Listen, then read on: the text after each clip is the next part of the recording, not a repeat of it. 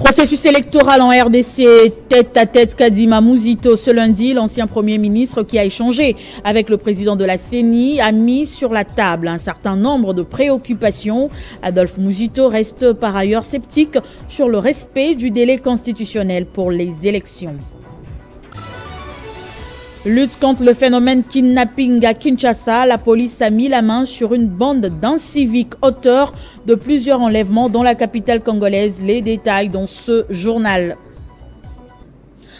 Nouvelle édition du journal sur Télé 50. Bienvenue à tous.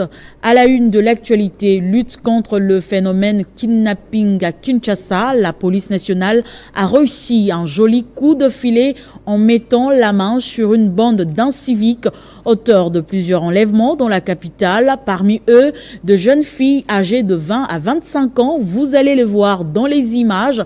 Il y a même des policiers. Ces malfrats ont été présentés au vice-premier ministre en charge de l'Intérieur et Sécurité, Peter Kazadi, qui a promis de ne ménager aucun effort pour vaincre ce phénomène.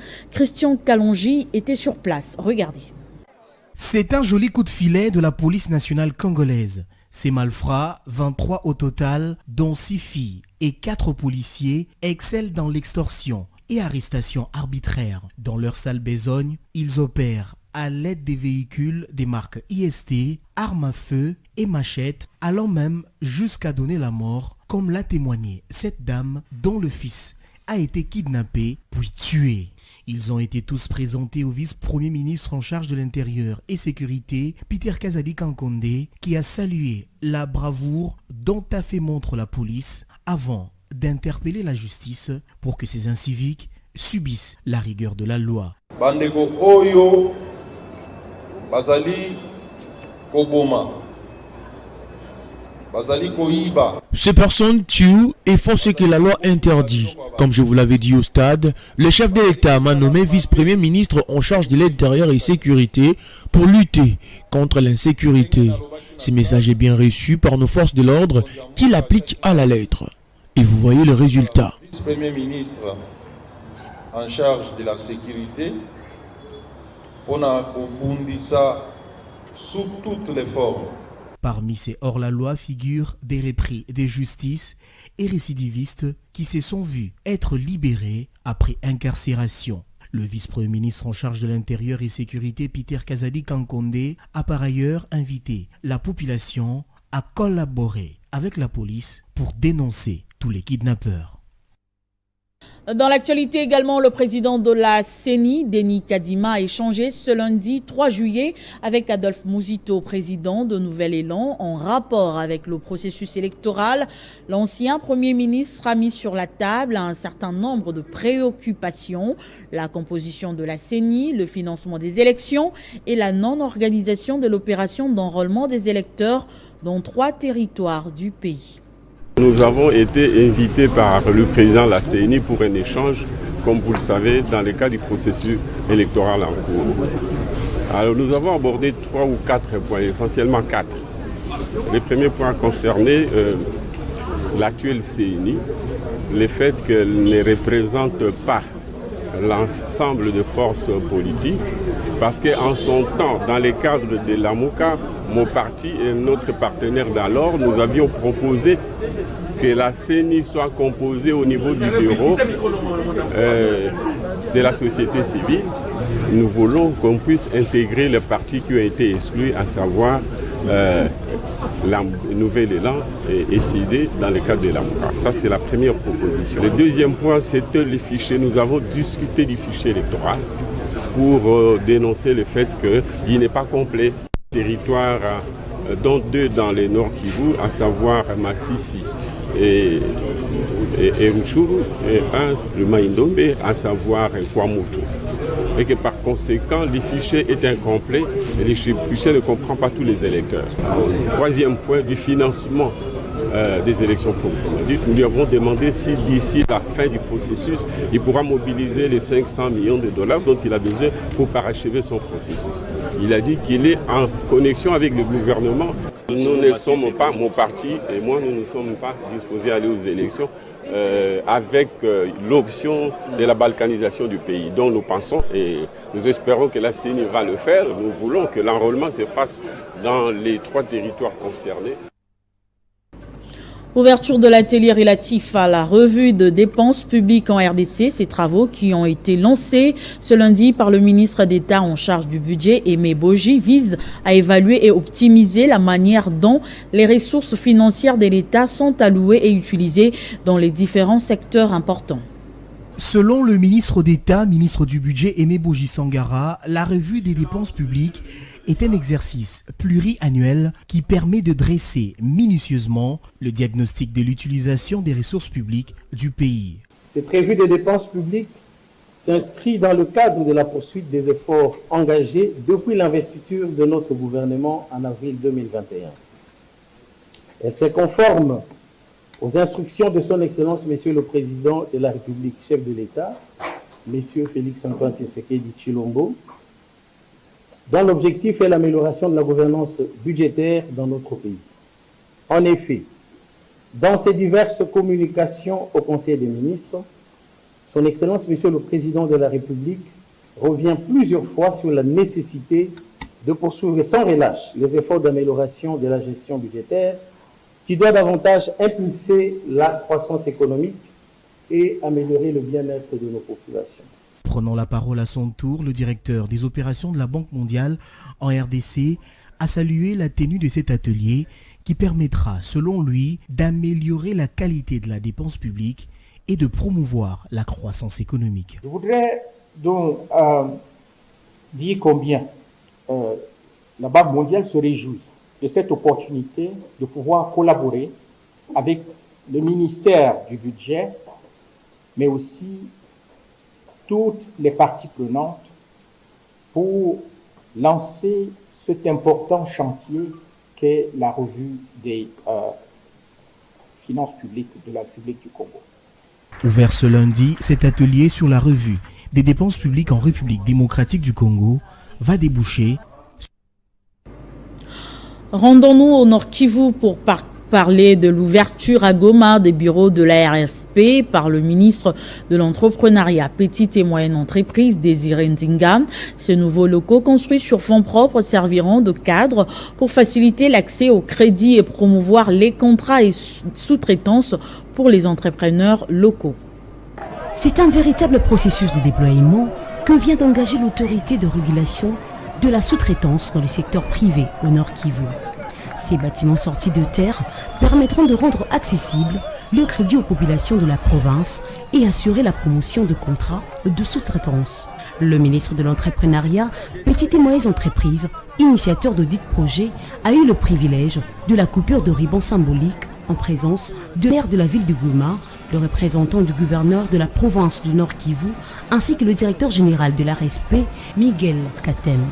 À leur côté, les directeurs généraux de structures comme l'ANADEC et les FOGEC, sous tutelle du ministère de la PME, venus de Kinshasa, ont salué à l'unanimité les efforts consentis par le ministre Désiré Ndinga pour la matérialisation de ce projet.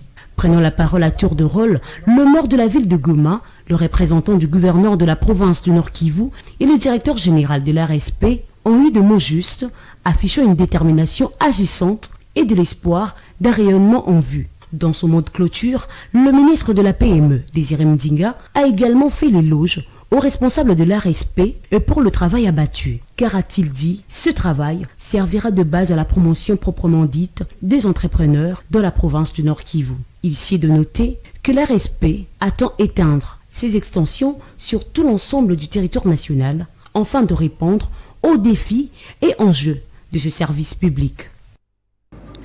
Au Lualaba, la ville de Kolwezi se modernise chaque jour, c'est notamment dans la commune de Manika, où sous les instructions de la gouverneure de province, Fifi Masuka, l'autorité municipale a ouvert plusieurs chantiers et même installé les feux de signalisation afin de réguler la circulation.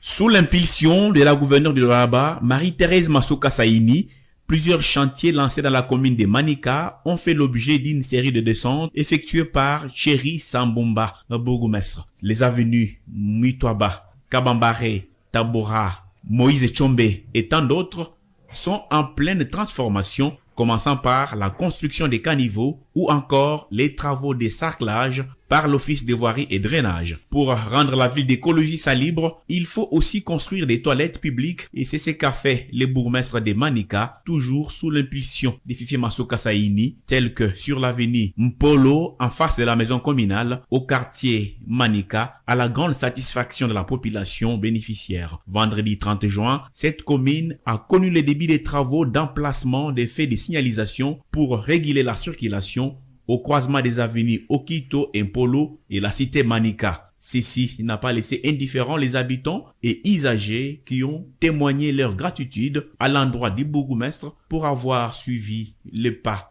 de Marie-Thérèse Masuka, gouverneur de Lualaba, dans la vision du chef de l'État, Félix Antoine Tshisekedi Tshilombo. Écho des partis politiques à présent, le secrétaire général de l'AFDC, Guy Richard Malongo, poursuit la tournée d'inspection AFDC Batté la base. L'objectif est d'évaluer le travail effectué dans chaque fédération de ce parti politique.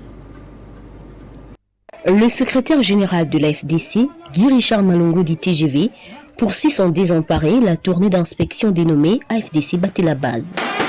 Une tournée qui consiste à évaluer les animateurs et leaders du parti ainsi que les potentiels candidats par rapport à leur capacité d'encadrement, de sensibilisation et de fidélisation des militants qu'ils ont du reste conduit à l'enrôlement. Pour le chef du gouvernement du parti cher au professeur Modeste Bahati Lukwebo, point ni question de dormir.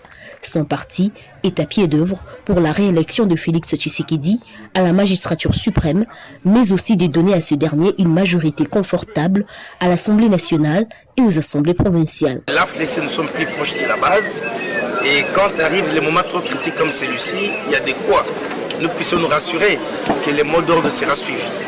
Le mot d'ordre, c'est celui de porter haut le chef de l'État en 2023, Félix Antoine Tshisekedi Tshilombo, mais également de lui apporter une majorité confortable. Telles sont les orientations de notre autorité morale, Modeste Bahati Lukwebo. Et les directeurs avaient déjà décidé comme ça. Pour nous, les moments ont beaucoup d'importance et de valeur. Vous voyez autour de moi, je suis entouré par le maman qui dirige les structures. Donc ça montre qu'en décembre, il y a de quoi espérer et marcher avec l'AFDC. Notons que cette tournée est annoncée dans les prochains jours dans les restes des fédérations de la ville-province de Kinshasa, mais aussi dans toutes les provinces du pays.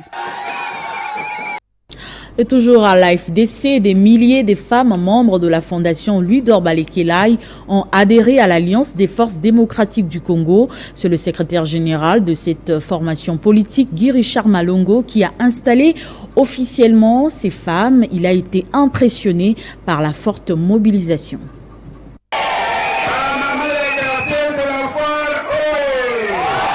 C'est une véritable démonstration des forces de la fondation Louis d'Orbalé-Kelai. 5000 femmes, membres de cette fondation, venues des 17 quartiers que compte la commune de Lemba, vont désormais œuvrer sous les couleurs de l'Alliance des forces démocratiques du Congo, parti cher au président du Sénat, le professeur Modeste Bahati Lukwebo. Le secrétaire général de l'AFDC, Guy Richard Malongo, qui se réjouit de cette moisson abondante, a officiellement installé ses nouvelles adhérentes. En tant que parti de masse, émanation de la société civile, nous sommes toujours plus proches des organisations qui s'approchent des partis. Président de la fondation qui porte son nom et secrétaire national adjoint de l'AFDC en charge du numérique, Louis d'Orbalé-Kelai Wanyengele a exprimé toute sa gratitude. Et ce sont des mamans qui m'ont accompagné en 2018 jusqu'à la victoire, jusqu'à gagner le siège, qui m'a été ravi injustement. Et je suis venu leur dire merci pour leur fidélité et leur demander également de me faire justice aux élections qui arrivent, parce que nous croyons aux élections et nous sommes tous derrière le président de la République, son Excellence Félix Tshisekedi Tshilombo, sur instruction de l'autorité morale de notre regroupement AFDCA, le professeur Modeste Bahati. Nous sommes là pour bien entendu, donner au président la possibilité de briguer un deuxième mandat. La cérémonie s'est clôturée avec la remise des pagnes dans une ambiance festive. D'un parti à un autre, encore des adhésions massives au parti Lumumbiste unifié. La cérémonie s'est déroulée au cours d'une grande matinée politique organisée par le secrétariat national au contrôle, suivi et évaluation.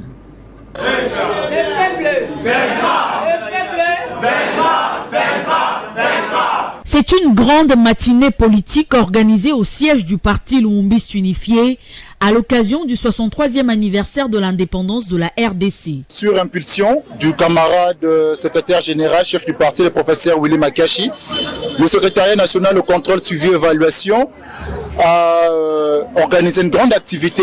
Il a été pour nous question de démontrer comment les pairs du parti Lumumbiste unifié qui ont concouru à l'indépendance de la RDC en la personne du prophète Simo Kimbangu, le président d'honneur Patrice Emery Lumumba et le patriarche Antoine Kizenga. Au cours de cette matinée politique organisée par le secrétariat national au contrôle, suivi et évaluation, le PALU a enregistré plusieurs adhésions. Un travail de mobilisation a été fait dans le secrétariat national, d'où une adhésion de plus de 200 jeunes et cadres de la société congolaise ont été faits, ainsi que la présentation de l'un de nos leaders, qui est aussi membre du Moamba, qui est désormais la conseillère administrative au secrétariat national de contrôle suivi et évaluation, Madame Constantine Afino Massanga. Parti cinquantenaire, le PALU se prépare à gagner les élections à tous les niveaux.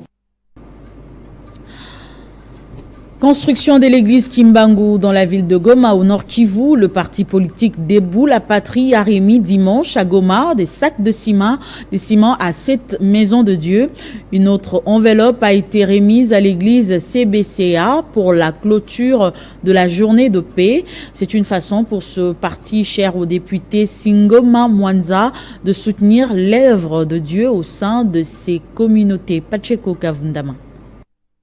C'est après avoir participé à une messe dite à l'église Kimbanguiste au quartier Mugunga à Goma que la délégation du parti politique Debout la Patrie a remis des sacs de ciment pour permettre à cette maison de Dieu de continuer avec les travaux de construction de cette église.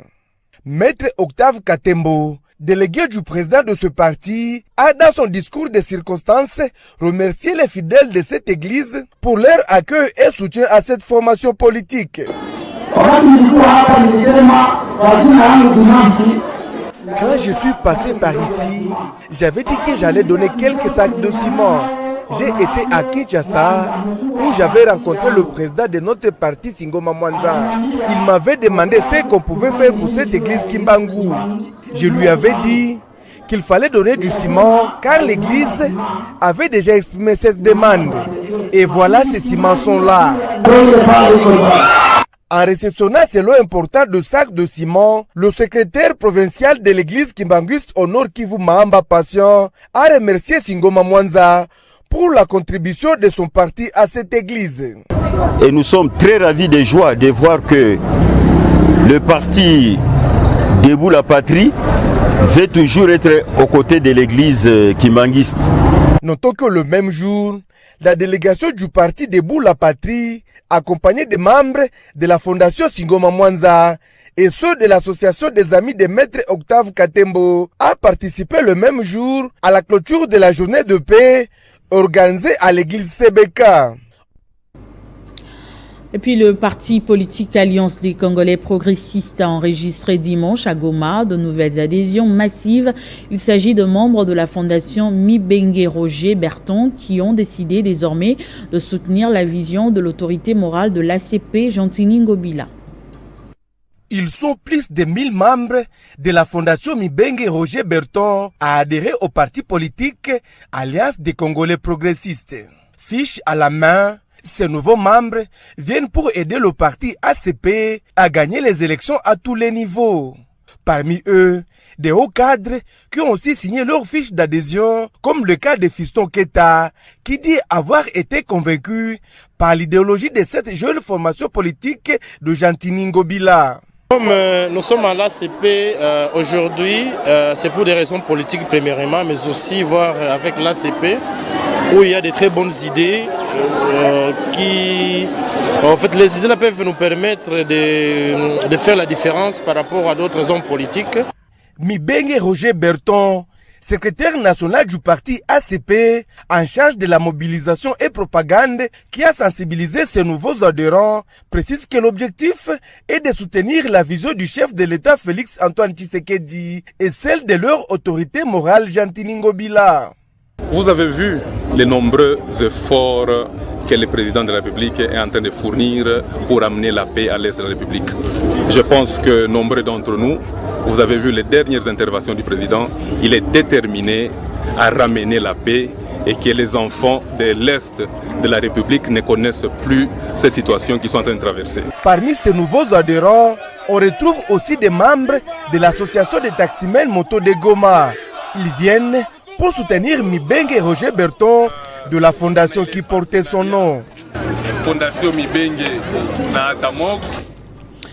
Cérémonie d'inauguration de la maison commerciale Agrifort dans la commune de Lantiélé, précisément à Kinkole, en présence du bourgmestre, un deuxième établissement Agrifort installé dans la ville après celle de la Gombe, dans l'objectif d'élargir le champ dans tous les coins de la ville de Kinshasa.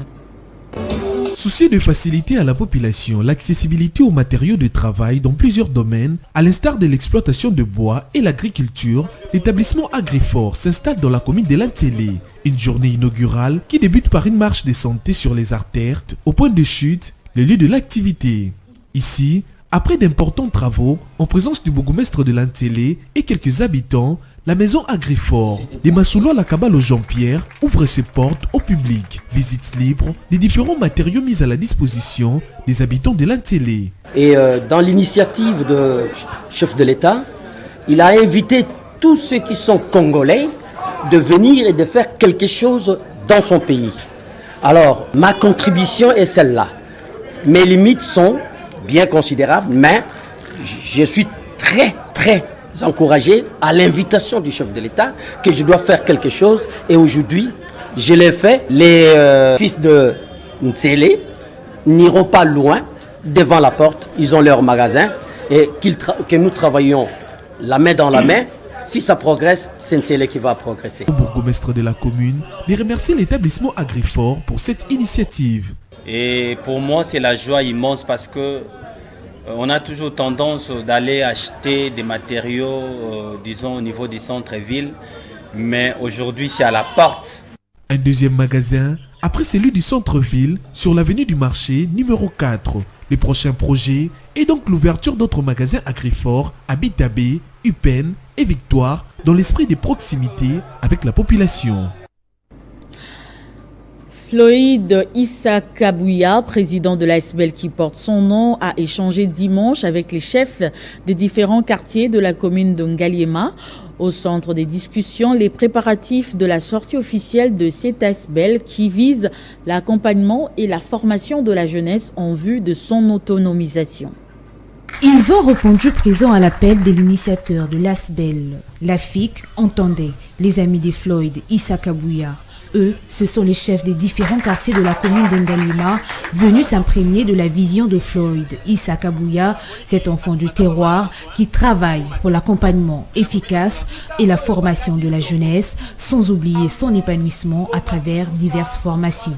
Dans son mot, le président de l'ASBEL portant son nom, Floyd Issa Kabouya, a insisté sur le préparatif de la cérémonie de la sortie officielle prochaine de cette structure. La réunion d'aujourd'hui avait deux objectifs principalement. C'était d'abord de rappeler la cérémonie de sortie officielle que nous prévoyons d'organiser le 22 juillet prochain. Et le second objectif, c'était de partager notre vision et nos objectifs pour les prochains mois, donc les quelques jours qui nous restent pour l'année. Les participants présents à cette activité n'ont pas manqué d'exposer quelques préoccupations de leur après avoir salué les différentes actions posées en leur faveur par Floyd Issa Kabouya. Les perspectives dans un avenir proche, l'autonomisation de cette jeunesse, et on peut dire à moyen terme, pourquoi pas aller représenter cette jeunesse dans les instances politico-administratives de ce pays. Et je vais rassurer cette jeunesse que je n'ai pas l'intention de la décevoir. Ont également pris part à cette matinée les militants du parti Mouvement Social et quelques membres du bureau de coordination de l'AFIC. Et puis le collège moderne de Fuguier a clôturé l'année scolaire 2022-2023 samedi 1er juillet. Au cours de cette cérémonie, les élèves ont démontré aux parents et aux promoteurs de cette école Charles Mukwanga la formation acquise durant 9 mois. Tout est bien qui finit bien. L'année scolaire 2022-2023 s'est clôturée en beauté au collège moderne Les Figuiers. Au cours d'une manifestation haute en couleur devant les promoteurs de cette école, Charles Mukwanga wa Mukwanga et la promotrice Didil Mukwanga ainsi que Jessica Mukwanga, les élèves de l'école primaire et du secondaire et humanité ont démontré pendant quelques heures aux parents présents la formation des qualités acquises durant 9 mois. Mouth, can you sing with me? Hand, can you clap with me? Les élèves de la 6e primaire du collège moderne Les Figuiers ont profité de l'occasion pour dire merci à Charles Mukwanga wa Mukwanga pour son investissement dans leur éducation. Nos apprentissages et autres activités organisées au cours de cette année se sont déroulés à bon escient dans un cadre propice, idéal, rendu réel par M. Charles Mukwanga, le promoteur, à qui nous adressons nos remerciements les plus pertinents. Outre ceux de l'école primaire, les élèves sortant de la 6e humanité ont également exprimé leur gratitude à tous les professeurs qui les ont encadrés et aux promoteurs. Et de gratitude ainsi que nos propos de remerciement. En effet, nous sommes spécialement reconnaissants envers les personnes extraordinaires qui nous ont soutenus et qui sont la raison d'être de notre présence ici devant vous. Nous pensons d'abord aux fabuleux professeurs, véritables guides sur le chemin de l'apprentissage. Le collège moderne Les Figuiers est une école qui offre une formation de qualité aux Quinois et à tous les Congolais. Elle a en son sein un laboratoire moderne et une salle d'informatique pour mieux outiller les élèves et qui sont l'avenir de demain.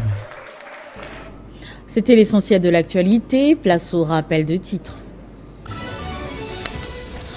Processus électoral en RDC, tête à tête Kadima Mouzito ce lundi. L'ancien Premier ministre qui a échangé avec le président de la CENI a mis sur la table un certain nombre de préoccupations.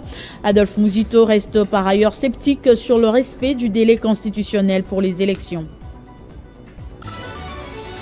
Lutte contre le phénomène kidnapping à Kinshasa, la police a mis la main sur une bande d'inciviques auteurs de plusieurs enlèvements dans la capitale congolaise. Vous avez suivi les détails dans ce journal. Ce journal est complètement terminé. Merci de nous avoir suivis. Restez fidèles au programme de Télé 50 et de Radio 50. L'info est en continu au www.tele50.cd.